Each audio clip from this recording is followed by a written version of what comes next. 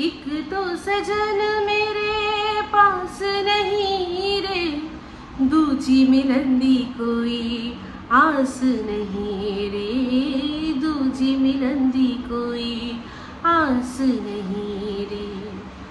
उस पे ये सावन आया, उस पे ये सावन आया, आग लगाई है लंबी जुदाई।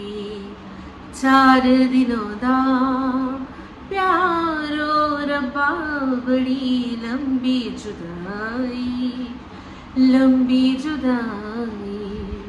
होठों पे आई मेरी जान दुहाई है लंबी जुदाई। 4 दिनों दा प्यारो रब्बा, बड़ी लंबी जुदाई, लंबी जुदाई। वेलकम टू टॉक ঝাল মিষ্টি with ইপসিতা। আমি ইপসিতা, এখানে নোগালাগালি নকিস্তি অল্লি বসি। তো আজকের ভিডিওর শুরুতে ইন্ট্রোডাকশনে গানটার কার জন্য গিয়েছি সেটা কি আর বলে দিতে হবে? অবশ্যই না। আমাকে নিয়ে ভিডিও করতে গিয়ে সে একটা লাইন ইউজ করেছে, মোল্লার দৌড় মসজিদ অবধি। তো এই কথাটা ধর্মীয় কোনো রকম রং না দিয়ে এটাকে ও অ্যাজ আ প্রবাদ প্রচলিত বাক্য হিসাবে আমাদের সবার সামনে বলেছে, যেটাকে আর কি মুহাবরা বলে আমরা হিন্দিতে। সেরকম ভাবে ও এই কথাটা ব্যবহার করেছে। কি অর্থে? যে মোল্লার দৌড় মসজিদ অবধি, মানে একটা মোল্লা সে যেমন মসজিদ অবধি যায়, তেমনি কিছু কিছু মানুষের চিন্তাধারা বা কিছু কিছু মানুষের মানে কথা বলা বা বাউন্ডি বা তার হচ্ছে ঘেরাওটা ওই অবধি আছে, তার চেয়ে আগে গিয়ে চিন্তা করতে পারে না, এটা ওই হিসাবে বলেছে। তো চিন্তা তো আমি প্রচুর করতে পারি, কিন্তু এই কথাটা, যে কথাটাও আমাকে বলেছে, সেটা দিয়ে ও পরিষ্কার বুঝিয়ে দিয়েছে যে আমার যা যা প্রশ্ন, সেই প্রশ্নের ওর কাছে কোনো উত্তর নেই। যেমন সিলিন্ডারের কানেকশনটা কি করে এত তাড়াতাড়ি ভাড়া বাড়িতে আসতে পারে, তাও আবার ডবল সিলিন্ডার, এটার উত্তর নেই। আরও যা যা প্রশ্ন করেছি তার কোনো উত্তর নেই। সেই জন্য আমাকে থামানোর জন্য ওই একটাই, যে তুমি ওই অবধি চিন্তা করতে পারো না। আমার প্রচুর চিন্তাধারা, আরো অনেক বেশি, কিন্তু আমি চিন্তা এখানে সেই জায়গাটাতেই করেছি। এই কথাটা বলে বুঝিয়ে দিল যে একদম জায়গায় গিয়ে লেগেছে। কেন কিনা এই যে চিন্তা করে আপনারা দেখুন যে মোল্লা দৌড় মসজিদ অবধি, তো মোল্লা মসজিদেই যাবে, মোল্লা নিশ্চয়ই মন্দিরে যাবে না, কারণ তার পুজো করার নেই। তার কি করার আছে? নামাজ পড়ার আছে, ইবাদত করার আছে। তার যে ইষ্ট, যে তাকে মানে সে যাকে ইবাদত করে, সেই আল্লাহকে পেতে গেলে তাকে কোথায় যেতে হবে? তাকে মসজিদেই যেতে হবে। মানে সে তার সঠিক পথে যাচ্ছে, ঠিক আছে, সে তার সঠিক পথে যাচ্ছে। আর এই উক্তিটা আমার জন্য করে ও বুঝিয়ে দিল যে আমিও সঠিক জায়গায় সঠিক প্রশ্নটা করেছি। যেমন কিনা যে কোনো ঝগড়া, অশান্তি, যুদ্ধ যত বড়ই হোক, সেটার আমরা আর কি শুরু কখন হচ্ছে সেটা প্রেডিকশন না করতে পারি বা বলতে পারি যে এই সময় শুরু হয়েছে, কিন্তু সেটা যখন শুরু হয় কখন শেষ হবে আগে থেকে কি বলতে পারবো না। আমি সেটাই ওকে প্রশ্ন করেছি যে তুই কি করে শিওর হচ্ছিস যে তুই বেরিয়ে যাওয়ার পর সে অন্য কারোর সাথে সম্পর্কে জড়াবে না বা তার নতুন করে জীবন তৈরি হবে না? তো অবশ্যই সেটাকে ঘিরেই স্ক্রিপ্টেড ভিডিও চলে এসছে উত্তর দেওয়ার জন্য। তো যাই হোক, একটা জিনিস দেখলাম যে ভিডিওর মধ্যে আমাকে উত্তর দিতে না পারুক, কিন্তু মানে বোঝালো যে কার ভিডিও দেখতে হবে, কার ভিডিও দেখতে হবে না। আরেকজনের নাম নিয়েছে, সেটা হচ্ছে মি শিল্পী। তো আজকে তার কথা ওর পাগলের মতো লাগছে, মি শিল্পীর কথা ওর পাগলের মতো লাগছে। কিন্তু এই মি শিল্পী যখন আমাকে গোল আলু, তারপর হচ্ছে গিয়ে কি ময়দার আর কি দলা, তার মধ্যে মুখ চোখ আঁকা, সেই কথাগুলো ওর খুব যুক্তিপূর্ণ লাগতো। মানে আমার মুখটা গোল আলুর মতো, তারপর আমার মুখে জাস্ট ময়দার দালার মধ্যে চোখ আঁকে দিলে যেরকম আমি দেখতে লাগবো, সেগুলো ওর খুব যুক্তিপূর্ণ লেগেছে। তখন আমাকে যা যা কথা বলেছিল সেগুলো ওর যুক্তিপূর্ণ লেগেছে। আজকে সেই যুক্তি দিয়ে যখন ওর সম্পর্কে কথা বলছে, তখন ওর পাগল মনে হচ্ছে শিল্পীকে, আর মনে হচ্ছে ও শুধু দীর্ঘশ্বাসই দেয়, আর কিছু দেয় না। তো দীর্ঘশ্বাসের পর কথাগুলো নাকি ও শোনেনি, আই সোয়ার দিয়ে বললো, কিন্তু না শুনেই শুধুমাত্র দর্শকদের কথার অনুযায়ী, দর্শকদের কমেন্ট অনুযায়ী ও শিল্পীকে যা নয় তাই বলে দিল, তাই না? কি অদ্ভুত বিষয় না? ওর বিষয় আমরা দেখছি শুনছি, সেগুলো সব দেখে শুনে আমরা যেটা বলছি সেটা ওর গ্রহণযোগ্য নয়। অথচ ও শিল্পীর মুখ থেকে কথা না শুনে দর্শকদের কমেন্টের বেসিসে একটা ভিডিওতে শিল্পীকে পাগল সাব্যস্ত করতে বসে গেল। তাহলে যুক্তি কার জায়গা মতো লাগছে আর কার জায়গা মতো লাগছে না আশা করি আমরা বুঝতেই পারছি। তো আমার এই যে কথাটা, যেটা একদম ঠিক, যে আমি যেই জায়গাটায় হিট করার দরকার, যে প্রশ্নগুলো করার দরকার, সেই জন্যই আমি প্রশ্নটা আমি করেছি বলেই ওর মনে হয়েছে যে মোল্লা তো মসজিদ অব্দি, কিন্তু সেই মোল্লা মসজিদে গিয়েই তার আল্লাহর কাছে যেতে পারবে। তাই আমারও মানে তার যেমন লক্ষ্য তার আল্লাহকে পাওয়া, আমারও ঠিক লক্ষ্য হচ্ছে এই সঠিক প্রশ্নের সঠিক উত্তরগুলো পাওয়া, যাতে যে কিনা আমার এই ওয়াইটিতে ইষ্ট, সেটা হচ্ছে কারা, দর্শকরা, সেই দর্শকদের কাছে যেন সত্যি কথাটা পৌঁছে যেতে পারে। আর সেই জন্যই ওর একেবারে মানে জয়েন্টে পুড়ে না পুরো ঝাড়খাড় হয়ে গেছে। যাই হোক, শিল্পী যে কথাটা বলেছে যে রান্নাঘর আর বাথরুম করার পরেই তুমি বলেছিলে যে তোমার হাত খালি হয়ে গেছে, তাহলে আবার এত শত জিনিসপত্র আসছে কি করে? তো সেটার ক্ষেত্রে ও বলছে যে তো পাগল অরাত আছে, ভুলেই গেছে যে যেমন আমার হাত খালি হয়েছে আবার তেমনি আমার অ্যাকাউন্টে কিন্তু ডলার ভর্তি হচ্ছে। কিন্তু তাহলে দেখুন এই কথাটা যখন বাথরুমটা ওর আর রান্নাঘরটা তৈরি করা হয়েছিল, ও কতবার এই কথাটার উল্লেখ করেছে যে যেমন আমার খালি হয়েছে তেমনি আমার ভান্ডার ভরছেও। কখনো বলেছে? দিনের পর দিন শুধু খালির গল্পটাই শুনিয়ে গেছে। আজ যখন দেখছে যে প্রশ্নটা অন্য জায়গায় চলে যাচ্ছে, অন্য লাইনে চলে যাচ্ছে, 20 লক্ষ 25 লক্ষ টাকাও তুলেছে, সেই কথা সেই গল্প মানুষের কাছে পৌঁছে যাচ্ছে, তখন ও কত টাকা কামিয়েছে তাও আবার কি বললো যে না অতটা মানে একটু কম কিন্তু কামিয়েছি। কিন্তু ওর ভিডিওর ভিউ দেখে তো আমরা বুঝতেই পারি ও কত টাকা কামিয়েছে আর কত টাকা কামায়নি, তাই না? তাহলে এই যে দুদিন আগে এসি লাগিয়েও বললো যে আমার হাত খালি হয়ে গেছে, আমাকে কি করতে হবে না মানুষের কাছ থেকে হাত পেতে ধার করে টাকা নিয়ে আমার এসির ইনস্টলেশনটা করতে হয়েছে। তাহলে সেই সময়ও তো ও তো ভিডিও করে যাচ্ছে প্রচুর, আর এখন তো প্রচুর ভিউজ হচ্ছে। তাহলে এই কথাটা কেন বলছে না যে আমার এখানে ভান্ডার আবার ভরছেও? তো এই ভরা আর খালি হওয়া সবটাই ও মানে নিজের মতো করে মডারেট করে আর কি করে, সেটা নিয়ে কেউ প্রশ্ন করবেন না। যদি প্রশ্ন করেন তখনই তাকে পাগল সাব্যস্ত করে দেওয়ার চেষ্টা হবে, যেরকম কিনা শিল্পীকে করার চেষ্টা হচ্ছে। জায়গা মতো প্রশ্ন করেছে যে প্রত্যেকটা সময় তুমি হাত খালি হাত খালি হাত খালি বলছো, তাহলে আবার জিনিসগুলো হচ্ছে কি করে? মানে কোন আলাদিনের আশ্চর্য প্রদীপ তুমি পেয়েছো যে একবার করে ঘষা দিচ্ছ, ডলা দিচ্ছ, আর তোমার কাছে আবার ভরে যাচ্ছে, সব তুমি করে ফেলতে পারছো, তাই না? তো প্রশ্নটা জায়গা মতো করেছে, তাই জন্যই ভালো লাগেনি। উল্টে এখন কার ভিডিও প্রমোট করছে? সবার ভিডিও ছেড়ে প্রমোট করছে কার ভিডিও না কিমার ভিডিও। কারণ কিমা করছে পিওরলি ভাড়ামি, ও জানে ওই কমেডি ভাড়ামি কিমার চ্যানেলে আমার দর্শকরা যাক গিয়ে দেখুক, দিয়ে মন ভুলিয়ে থাকবে, তারা বুঝবে যে আমাকে নিয়ে কিরকম খিল্লি করছে, ভিউজ দিচ্ছে দিক, কিন্তু আসল কথাগুলো যারা বলছে তাদের কাছে যেন না পৌঁছায়। যেমন ওকে নিয়ে অনেকেই আছে যারা কিনা আসল কথাগুলো বলছে, তাদের কথা তাদের মানে সম্পূর্ণ কিছু সাইড করে দিয়ে প্রমোট করা হচ্ছে কিমাকে, যে যাও ওর চ্যানেলে ভাড়ামি দেখো, কমেডি দেখো, কিন্তু কারণ ওর কথার মধ্যে কোনো দম নেই, আমাকে নিয়ে যে কথাগুলো বলছে তার মধ্যে কোনো দম নেই। আর তার উপর ও নিজেই একজন নগর কীর্তন করা পাবলিক, ওর মুখে যদি আমার সমালোচনা আমার দর্শকরা শোনেও দিনের শেষে এটাই ভাববে যে লুক হুজ টকিং, কে বলছে, যে কিনা নিজেই আর কি আমরা সবসময় দেখেছি যে ভ্যানিটি ব্যাগ নিয়ে এদিক ওদিক চলে যায়, যাকে কিনা সুতো নিজেই বলতো যে যা অনেকদিন যাসনি নগর কীর্তন করতে, একটু যা। তো বলেছিলাম না যে এই যে নোনা জল গায়ে লেগে ওর মধ্যে যে পরিবর্তনটা এসছে, ওই নোনা জল গায়ে লাগিয়ে নিজেও মনে করেছে যে হ্যাঁ ঘোরা বেড়ানোটা আর এই যে নগর কীর্তন যাওয়া করাটা খুব দরকার। সেই জন্য একবার কিমাকে বলেছিল যা যা অনেকদিন বেরোসনি, যা গিয়ে একটু ঘুরে আয়, বান্ধবী বাড়ি ঘুরে আয়। বুঝতে পারছেন? এই জন্যই প্রমোটটা করছে, কারণ এরা দুজনেই তো রতনে রতন চেনে আর শুয়োরে চেনে কচু, যেরকম তেমনি একদম দুজনের খাপে খাপ কঞ্চুর বাপ। তো যাই হোক, বাপ বলতে মনে পড়ে গেল যে ওর বাবাকে দেখছি যেভাবে আর কি মেয়েকে সাপোর্ট করছে, মানে ও যেরকম অন্যান্য বাবাদের যেরকম ভাবে বলেছে, আজকে ওর বাবাকে যখন দেখছি আমি হাসছি আর ভাবছি যে আপনার মেয়ে এরকম যখন অন্য যারা ব্লগার আছে তাদের বাবারা যখন সাপোর্ট করেছে, আপনার মেয়ে যা তাদেরকে বলেছে ছুলেছে, এমনকি মন্দিরার ওই অসুস্থ বাপটাকেও ছাড়েনি, আজ আপনি এরকম দাঁত বার করে আসছেন, আবার আপনাকে বুঝিয়ে দিচ্ছে যে দাঁত বার করতে হবে না, তুমি হেসো না, তাহলে আবার লোকে বলবে যে তুমি হাসছো, মেয়ের সংসার ভাঙছে। তো আমরা সব বুঝি, সবটাই জানি, কিন্তু বাবা মা একটা এমন জিনিস, বাবা মায়ের কিছু করার থাকে না, ছেলে মেয়ের যাই হোক না কেন ভালো মন্দে সবতে তাদেরকে সাথ দিতে হয়। হয়তো যাই বলুক, সাজেশন দিক, যাই করুক, কিন্তু এই যে বিশেষ করে এই ধরনের সমর্থনে যারা কিনা ইনকাম করলে মনে করে যে ধরাকে সরা, সব কিনে নিতে পারি, নিজের স্বাধীনতার জন্য সমস্ত করতে পারি, তাদেরকে বাবা মায়ের আর কিছু বলার থাকে না।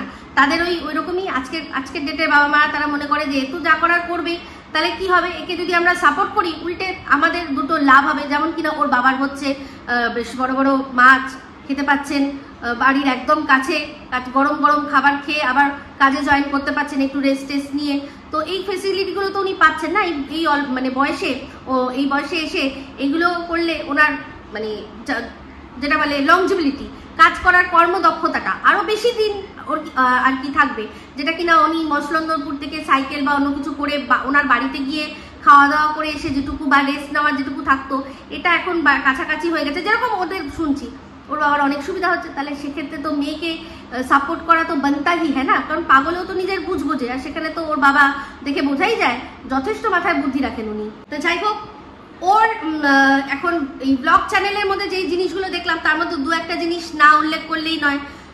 মানে প্রথম দিন যে ভিডিও করছিল সেখানে যে ঘর গুছানো মানে বিছানা গুছানোটা দেখাচ্ছিল, তাতে দেখে মনে হচ্ছিল যে এই বিছানা গোছানোটা মনে হয় ও বাপের জন্মে করেনি। মানে এর আগেও যখন ওর ব্লগে দেখিয়েছে বিছানাটা কেউ গুছিয়ে দিয়েছে, ও মনে হয় হামাগুড়ি দিয়ে উঠে শুধু ওই ঝাড় দিয়ে যে ঝাড়াটা সেটুকুই মনে হয় করেছে, কারণ একটা খাটের বিছানার চাদর পাততে যেভাবে হিমশিম খেলো আর যেরকম ভাবে গড়াগড়ি খেলো, তাতে সত্যি কথা বলতে মনে হয় না যে ও এর আগে কখনো চাদর পেতেছে। তো যাই হোক, আমি সবসময় ও বলে না যে ইপু দিদি তো আমাদের ভালো কোনো সাজেশন দিতে পারে না, ও আসলে নেয় না বা শোনে না, তাই জন্যই। কারণ আমি কিন্তু অনেক ভালো সাজেশন দিয়েছি, অনেক ভালো কথা বলেছি, ওর কানে সেটা যায় না। কারণ ওকে যে প্রশ্নগুলো আমি যখন করি লজিক দিয়ে, সেগুলো শুনেই যে ওর কান থেকে এমন ধোঁয়া বেরোতে থাকে, তারপর আর ভালো কথা যায় না। তো আজকের কথাটা যদি ওর কানে যায় তাহলে ওরই ভালো হবে।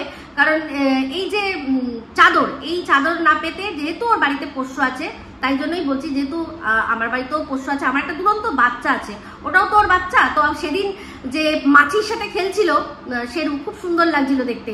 তো ওরকম খেলাখেলি করতে গেলে চাদরটা কুচকে যায়। তো এলাস্টিক ফিটেড চাদর পাওয়া যায়, যাদের বাড়িতেই ছোট বাচ্চা বা পোষ্য আছে তাদের আমি সবসময় সাপোর্ট মানে এটা সাজেস্ট করি যে এলাস্টিক ফিটেড চাদর, সেটা মিশোতেই পাওয়া যায়, খুবই স্বল্প মূল্যে পাওয়া যায়। দুটো কিনে নিলে এখন একটা ধোয়া একটা কাঁচা করলে সুবিধা হবে। তো সেক্ষেত্রে আমি কিন্তু সবসময় ভালো বুদ্ধি দিই, কেউ নেয় না সেটা তার ব্যাপার। তো যাই হোক, তারপর দেখছিলাম হচ্ছে গিয়ে চাল বা রান্নার পরিমাপ এতদিনে বোঝে না। আমি জানি এটা নিয়ে আপনারা অনেকেই বলেছেন, কিন্তু এইভাবে কি আপনারা মনে করিয়ে দিয়েছেন ওকে যে একজন মানুষ যে কিনা ডাইরেক্ট চাল হাঁড়িতে ধুয়েই বসাতো, সেটা নিয়েও প্রশ্ন করতো, সেটা নিয়েও তার সুগৃহিণী হওয়াতে কোয়েশ্চেন মার্ক লাগাতো যে এইটা কি চাল আগে কি করতে হয় না, জল গরম করতে হয়, তারপর আলাদা পাত্রে চালটাকে ধুয়ে চালটা গরম হলে তারপর দিতে হয়, এইটা যে করে না তারাই সুগৃহিণী নয়। তো সেই যে আর কি আঙুল তুলে তুলে একজন গৃহিণীর ওপর আর কি প্রশ্ন করেছিল কণিকাকে, এই প্রশ্নটা করেছিল সুতো যে এইটা কি যে তুমি এইটুকু জানো না, জলটা গরম করে আলাদা করে চাল ধুয়ে তারপর দিতে হয়, তুমি একেবারে হাঁড়ির মধ্যে চাল ধুয়ে দিয়ে দিচ্ছ, এটা তো যারা হব্বিসি করে তারা খায়, তাই না? তো যাই হোক, আমাদের এই ব্যস্ত লাইফে অনেক সময় ওরকম হয় না। আমি তো অনেক সময় এরকম হয় যে চালটা ধুয়ে বসিয়ে দিয়েছি, এর জন্য ওরকম কোনো ব্যাপার নয় যে হব্বিসি খেলেই শুধু ওরকম দিতে হবে। মানুষ যখন যেরকম সুবিধা হয় তখন সেরকম ভাবেই কাজ করে। যেমন আমরা সিদ্ধ ভাত যখন খাই, একেবারে বসিয়ে চাল ধুয়ে ওর মধ্যে বসিয়ে দিই, আলু টালু ফেলে দিই, একেবারে বসিয়ে দিই, ওটা তার জন্য হব্বিসি খাওয়া আলাদা জিনিস, এটা একটা আলাদা জিনিস। কিন্তু ওই যে মানুষকে প্রশ্ন করতে হবে, তাই জন্য কি করতে হবে, মানুষের সুবিধা অসুবিধা সেগুলো যুক্তির মানে একেবারে পোয়া মেরে দিয়ে তারপর গৃহিণী হওয়ার জন্য আর কি ট্যাগটা নিয়ে বসতে হবে যে নিজেই কোনোদিনও সুগৃহিণী নয়, সে দিনের পর দিন মানুষকে প্রশ্ন করে গেছে। তাহলে আজকে তার কি করে এত ভুল হচ্ছে, এত আর কি ভাজা, এত ভাত, এত মাছটাও তো দেখলাম, মাছটাও মনে হলো বেশি। তো মনে হচ্ছে টিফিন কারি করে কোথাও যাবে নাকি। ওর বাবার হাতে কিন্তু একটা টিফিন কারি ছিল, মানে ওই যে ব্যাগ উনি নিয়ে এসেছিলেন যেদিন খেতে পাশে রেখেছিলেন, ওটার মধ্যে মনে হয় 2-3 থাকের টিফিন বক্স ছিল। তো বাবা তো এখানে খাবে, নিশ্চয়ই বাবা বাড়ির থেকে খাবার নিয়ে আসেনি, তাহলে টিফিন বক্সটায় কি খালি টিফিন বক্স কোথাও পাঠানো হবে, এরকম কিছু হতে পারে, জানি না, হলেও হতে পারে। হলেও তাহলে কি ওই যেরকম আমরা টিনের ওখানেও দিনের পর দিন দেখে গেছি যে কেউ নেই তাও এত খাবার, কিন্তু খাবারগুলো খাওয়া হয়ে যাচ্ছে, তেমনি এটাও কোনো না কোনো দিন 7 দিনের চোর একদিন তো ধরা পড়বেই, তাই না? তো এইগুলো এখন এত পরিপক্ক গৃহিণী এই জিনিসটাকে এইভাবে আর কি বলে যে আমি ভুলেই গেছি, বুঝতেই পারছি না এত কেন নিয়েছি।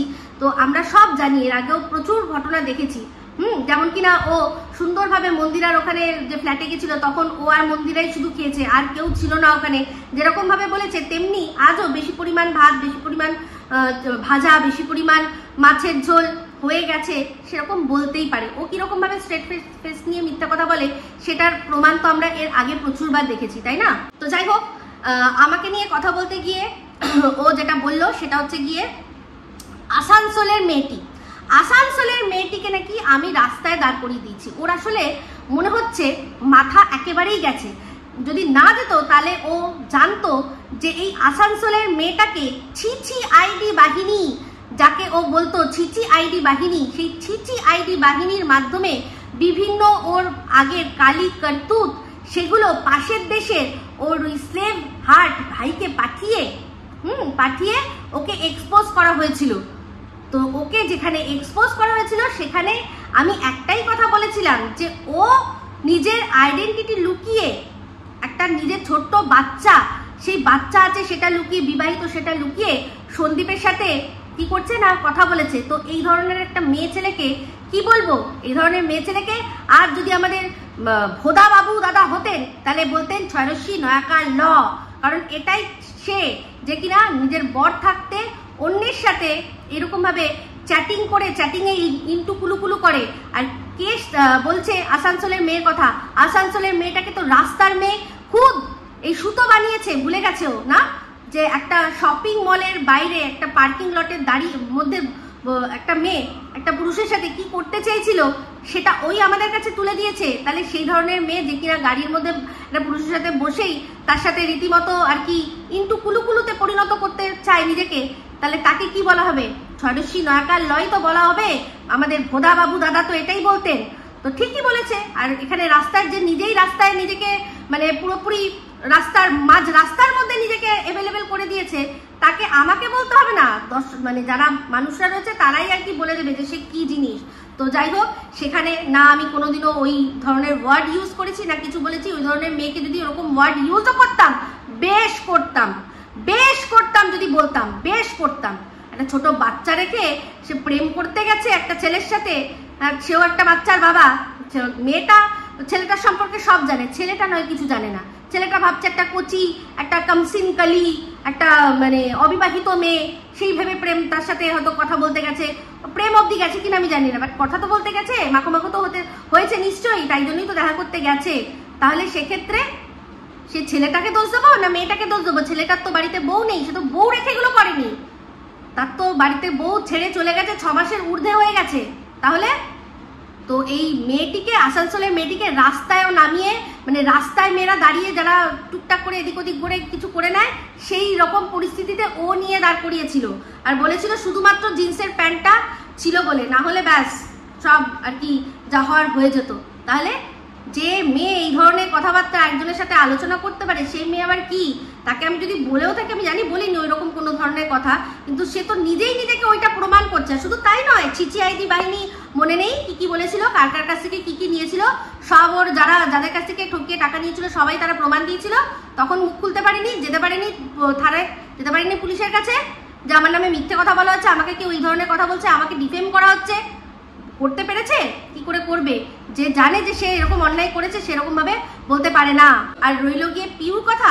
পিউর একটা বিয়ে আছে, মানে ছিল, তার সাথে ডিভোর্স হয়ে গেছে, আর তারপর ওর একজনের সাথে সম্পর্ক, সেইটুকুরই শুধু প্রমাণ পাওয়া গেছে। বাদবাকি যেটুকু যা বলা হয়েছে তার কোনো প্রমাণ পায়নি। তাই সেই জন্য তাকে মানে ওই রকম ভাবে, যেরকম এই আসানসোলের মেয়েটি যেটা করেছে সেই রকম নিচু লেভেলে তাকে কখনো চিন্তা করতে পারিনি। আর মহান সাজানোর আমার কোনো দরকার নেই, কাউকে মহান সাজানোর। যে যার নিজের কর্মে মহান হবে। কিন্তু যেটা দেখছি, যেটা শুনছি, সেটাই বলবো।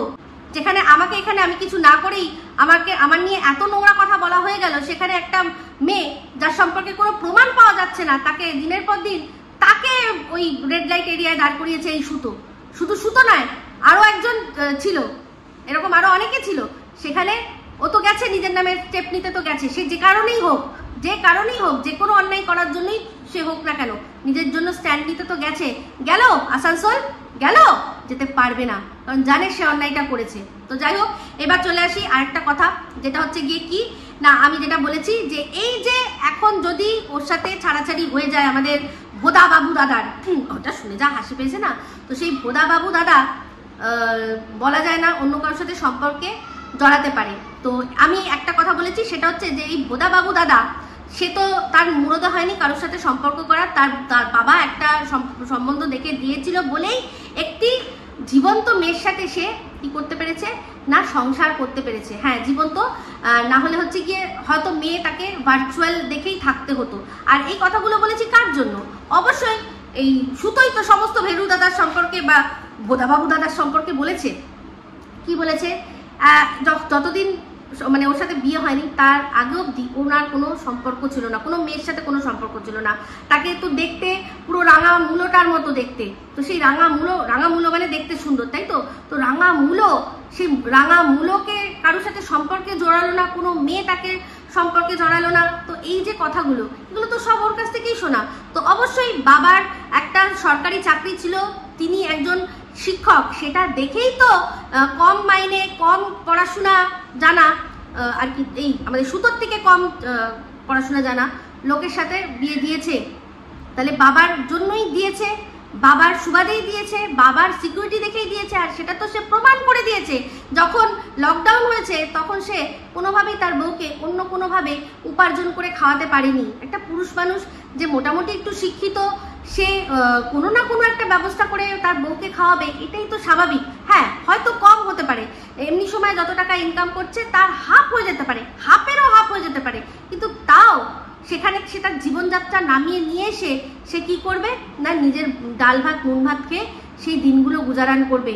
সে অন্য কারুর অন্নে তার বউকে আর কি পাঠিয়ে দেবে না বা করতে দেবে না। তাহলে এখানে যে কথাগুলো বলেছি একদম ঠিক বলেছি, কিন্তু তারপরে যে কথাটা শুধু বললো যে খুব ভালো যে কথাগুলো পরে কাজে লাগবে। তাহলে পয়েন্ট টু বি নোটেড, বুঝে রাখুন যে এই যে কথাগুলো আমি বলেছি কার সম্পর্কে বলেছি? ভোদা বাবু দাদার সম্পর্কে বলেছি। তাহলে এই সম্পর্কের কথা ওর পরবর্তীকালে কেন কাজে লাগবে? যেখানেই কাজে লাগুক আমার কোনো যায় আসে না, যেখানে দাঁড়িয়ে বলতে বলবে আমি বলে দেবো।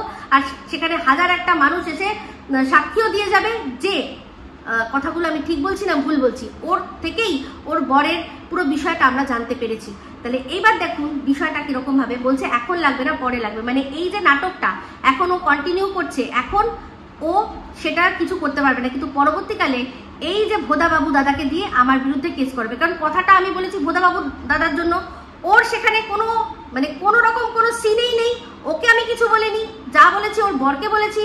তাহলে ওর বরের জন্য যদি লড়তে হয় ওর বরকে নিজে লড়তে হবে, তাই তো? তার মানে এই যে নাটকটা শেষ হলে তারপর আমার বিরুদ্ধে সাংঘাতিক কোনো স্টেপ নিতে চলেছে কে না ভোদাবাবু দাদা। Bring it on. আমি তো দাঁড়িয়ে আছি এখানে, বসে রয়েছি, যা বলেছি যেটা বলেছি ওর বউ যা বলেছে সেটা নিয়েই আমি বলেছি। তো যাই হোক, এই কথাটা আমার বলাতেই তার পরবর্তী স্ক্রিপ্ট ওদের হাতে চলে এসছে যে কিভাবে এবার জিনিসটাকে এগিয়ে নিয়ে যেতে হবে আর আরো ইন্টারেস্টিং করতে হবে। কারণ আমি পয়েন্টটা এটাই দিয়েছি যে ওর তার মানে কোনো মুরদ নেই।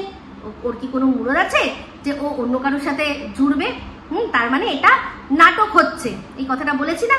তো ওর এই কথাটা যে এই কথাগুলো আমার পরবর্তীকালে কাজে লাগবে, তাতেই বোঝা যাচ্ছে পরিষ্কারভাবে যে ওদের কিন্তু এটা নাটক হচ্ছে। এই নাটকের এই স্ক্রিপ্টটা যখন শেষ হবে তারপর হবে নতুন আবার পরবর্তীকালে কাজে লাগবে। হ্যাঁ, যে আমি এই কথাটা বলেছি যে ওর বরের কোনো মুরদ নেই, তাই তো? তো দেখুন পরিষ্কার সত্যিটা সামনে চলে আসবে, আর সেটা বারবার আমাকে নিয়ে কথা বলতে গেলেই ওরা আসবে।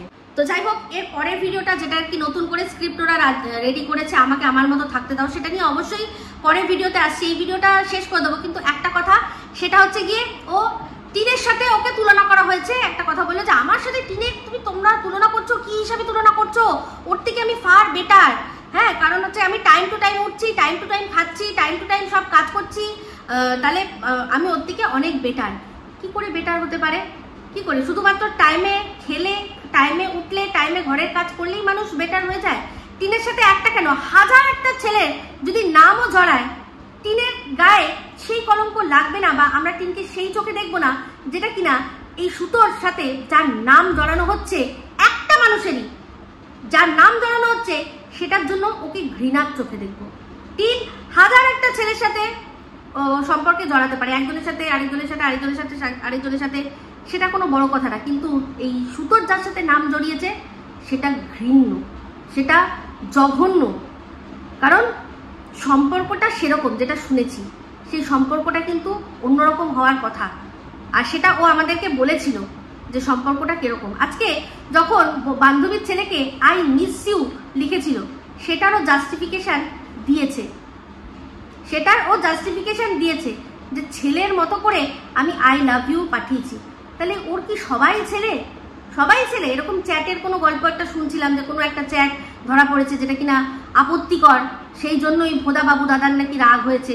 তো যাই হোক, সেই রাগ, সেই চ্যাটটা এবার সুতোর ধরেছে না যে যার সাথে সুতো করছিল তার গার্জিয়ানরা ধরেছে, তারপর সেখান থেকে অ্যাকশন হয়েছে? হতে পারে না, না হওয়ার কিছু নেই, তাই না? তো এখানে এখন ভোদা বাবু দাদার বউকে যদি মানে শ্বশুরবাড়িতে না রাখা হয় যে না তুমি থাকতে পারবে না আমাদের এখানে, বেরিয়ে যাও এখান থেকে, বলতেই পারে। তো যাই হোক, যেটা হোক সেটা, এত বড় বিষয় যখন হয়েছে নিশ্চয়ই সামনে আসবে। তো এর পরের ভিডিওতে আসছি আমাকে আমার মতো থাকতে দাও নিয়ে। এখনকার মতো এই ভিডিওটা এখানেই এন্ড করছি। যদি ভালো লাগে তাহলে অবশ্যই লাইক শেয়ার কমেন্ট করতে ভুলবেন না। যারা চ্যানেলটা সাবস্ক্রাইব করেননি তারা সাবস্ক্রাইব করে নেবেন। সবাই ভালো থাকবেন, সুস্থ থাকবেন। আবার আসছি খুব শীঘ্র নতুন ভিডিও নিয়ে। Me Ipsita signing off. Love you all.